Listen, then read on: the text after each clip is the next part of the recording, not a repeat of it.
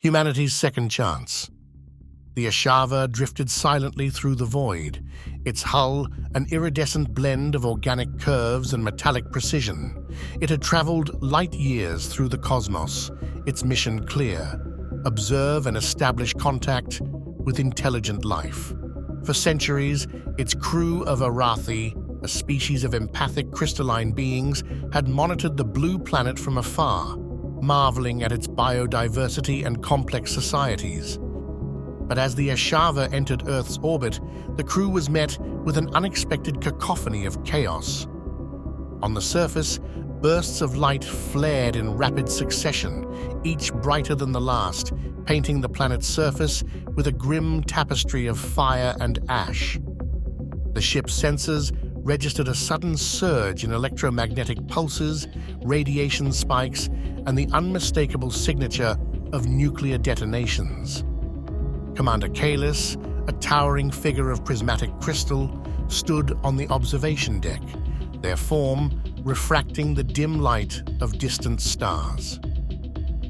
They turned to their second-in-command, Valus, whose emerald-hued form quivered with apprehension.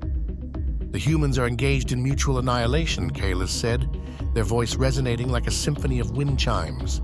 This was not in the projections.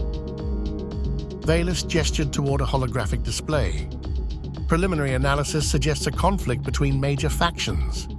The probability of planetary collapse exceeds 70% within the next cycle." Kalis observed the data streams, their mind racing. The Aerrathi were explorers, not warriors. Their creed was to observe, learn, and offer aid only when requested. But this was a calamity on a scale they had not anticipated. "Dispatch the survey drones," Kalis ordered. "We need to understand the extent of the devastation." Below, in the shattered remnants of what had once been Chicago, David stumbled through the ruins, his every breath a laborious struggle. The acrid stench of burning chemicals filled the air, and ash rained down like snow, coating his tattered clothing. David's left arm hung limp at his side, a crude bandage wrapped around a deep gash. He had managed to crawl out of the wreckage of his office building hours ago, only to find the world outside unrecognizable. Just hours earlier, David had been trying to shield his daughter Mia from the escalating tensions. Over breakfast, he turned off the news, a parade of grim updates about rising hostilities, and instead talked about her upcoming piano recital. "One day at a time, kiddo," he'd said, his voice steady despite the storm brewing in his mind. "No matter what, we stick together." But when the sirens blared later that afternoon, his facade of calm shattered. David was at the office, a towering glass structure in the heart of downtown, when the dreaded announcement echoed across the city. "This is not a drill. Seek immediate shelter." He had bolted toward the emergency stairwell, calling Lauren, his wife, but the network was already overwhelmed. Minutes later, the first blast shook the building, a deafening roar that sent shards of glass and steel cascading through the air. The world outside dissolved into chaos as mushroom clouds bloomed on the horizon. David had survived the initial attack by sheer luck. A storage room in the basement, fortified with steel reinforcements, had shielded him from the worst of the collapse. When he finally emerged, dazed and bleeding, the streets he once knew had become an alien landscape of craters and twisted metal. His first thought was of Mia and Lauren. Were they safe? Had they made it to the shelter near their home?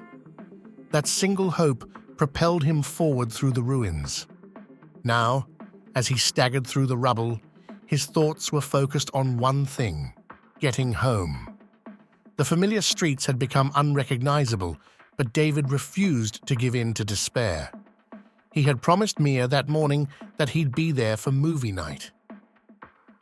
"One day at a time, kiddo," he repeated to himself like a mantra. "No matter what." A faint glimmer in the sky caught his attention. At first, he thought it was another missile, but it moved too smoothly, too deliberately. The object descended, sleek and silver, stopping to hover above a crumbling skyscraper. A beam of light extended from it, scanning the area. "What the hell?" David whispered, shielding his eyes. The beam swept over him, lingering for a moment. His skin prickled, and the pain in his arm dulled slightly. Then, as abruptly as it appeared, the beam retracted, and the object ascended.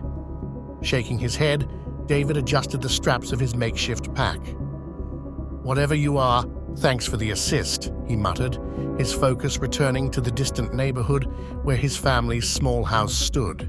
He knew the roads ahead would be perilous, but he couldn't stop now. On the Esharva, Kalis watched the footage from the drones. The image of David, struggling yet unyielding, was magnified on the main display. "This one survives against impossible odds," Kalis murmured, a testament to the resilience of their kind. Velas studied the data. His physiology shows severe stress, yet he persists. This determination is common among the survivors we've scanned. Kalis felt a ripple of something unfamiliar, an ache that resonated deep within their crystalline core. They fight to survive, even as their world burns around them. Velas's voice trembled. "Should we intervene? The directive forbids interference unless explicitly invited." Kalis hesitated. The directive had guided their people for millennia, ensuring they acted as observers rather than interlopers. But this was no ordinary situation. If left unchecked, humanity would likely extinguish itself, taking countless other species with it. "Prepare the Lumina array," Kalis said finally. "We'll neutralize the remaining warheads." Velas's crystal facets dimmed in shock. "Commander, that's a direct violation of the directive." "It's also our only chance to preserve this species and the fragile ecosystem they inhabit," Kalis replied firmly. "If they perish, so too does the unique vibrancy of their world." Meanwhile, in a secluded bunker beneath the Appalachian Mountains, Dr. Elena Katri monitored the chaos unfolding above with a team of scientists. The bunker, a last-ditch haven for a handful of the world's brightest minds, was stocked with enough resources to endure years underground. But as the nuclear holocaust unfolded, their focus shifted from survival to hope, the faint signals of an alien intervention. The Esharva positioned itself above the planet, its hull shimmering as the Lumina array activated. Beams of coherent light spread across the globe, pinpointing active missile silos and disarming them in cascades of harmless energy. Satellites armed with nuclear payloads were rendered inert, their orbits stabilizing under the ship's guidance. "That's not one of ours," Elena said, pointing at a live feed showing the shimmering alien vessel. Her colleagues murmured in agreement.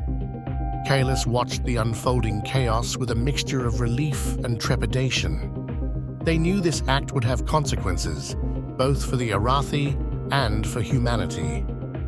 The directive had been their guiding principle, but principles could not account for the raw, unpredictable reality of life. "Send a message," Kalis said. "Let them know who we are and why we acted.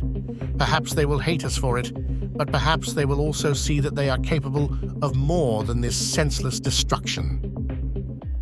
Their technology, it's light years ahead of anything we could dream of," said Dr. Arjun Patel, his voice tinged with awe. "Look at how they're neutralizing the warheads. This is precision on a cosmic scale." Elena's eyes narrowed as she leaned closer to the screen. "They're not just stopping the war, they're sending a message. This is deliberate." A young technician interrupted, his voice trembling. "Dr. Katri, we've intercepted a signal. It's coming from the ship." Elena straightened. "Translate it, now." But there was no need for translation, as the Aerrathi signal spoke automatically in each of Earth's languages. Moments later, a calm, harmonic voice filled the bunker. "We are the Aerrathi. We act in hope, not hostility. Humanity stands at the precipice of destruction, but also at the threshold of greatness. Choose wisely." Elena's heart raced. She turned to Arjun. This could change everything. We need to reach out to them, show them that we're willing to cooperate."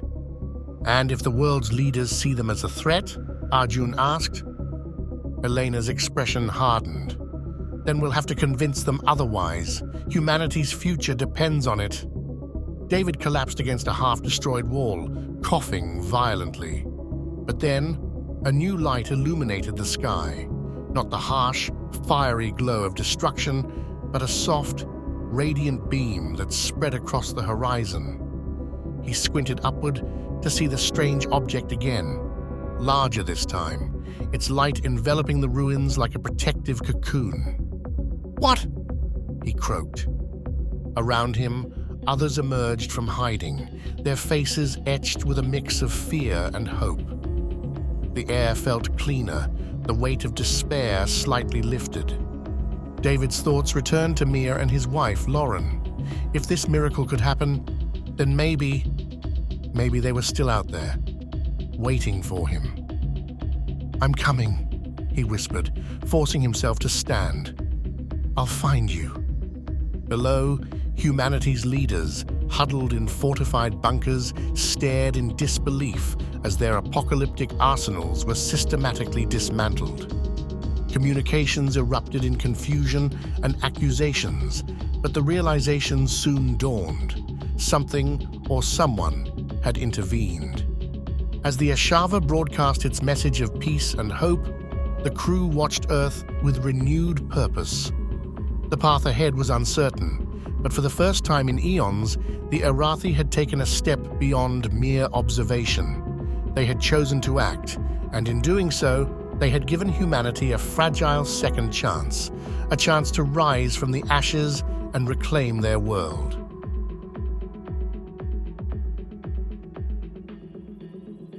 If you have enjoyed this story, please like and subscribe for more.